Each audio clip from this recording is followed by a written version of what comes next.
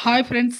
తెలంగాణ రాష్ట్ర ప్రజలందరికీ అదిరిపే శుభవార్త. కొత్త ఆసరా చేయుత పెన్షన్‌లు భారీగా అయితే పెంచారు. మరి ఇప్పటి వరకు కూడా ఈ నెల అంటున్నారు, ఆ నెల అంటున్నారు. ఇచ్చేది ఉందా లేదా అనేసి అడగడం జరుగుతుంది. అలాగే పాత పెన్షన్‌లు కూడా కరెక్ట్‌గా రావట్లేదనేసి ఎప్పుడొస్తాయని అడుగుతున్నారు. కొత్త పెన్షన్‌లు కూడా వచ్చే వాళ్ళకి వస్తాయా, రావా అనేసి అడగడం జరుగుతుందండి. ప్రతి ఒక్కరికి కూడా మరి ఇన్ఫర్మేషన్ అయితే క్లారిటీగా అయితే ఇన్ఫర్మేషన్ అయితే నేను తెలియజేస్తాను. స్కిప్ చేయకుండా అయితే వీడియో అయితే చూస్తేనే మీకైతే అర్థమవుతుందండి. లేట్ చేయకుండా అయితే వీడియోలోకెళ్ళే ముందు పక్కన bell icon all symbol button గంట సింబల్ నొక్కండి.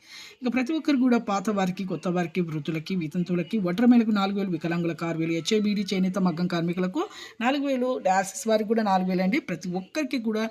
4,000 ఇవ్వడం జరుగుతుంది. ఈకేవైసీ ఎంపీసీ లింక్ అయితే చేసుకోవాలి.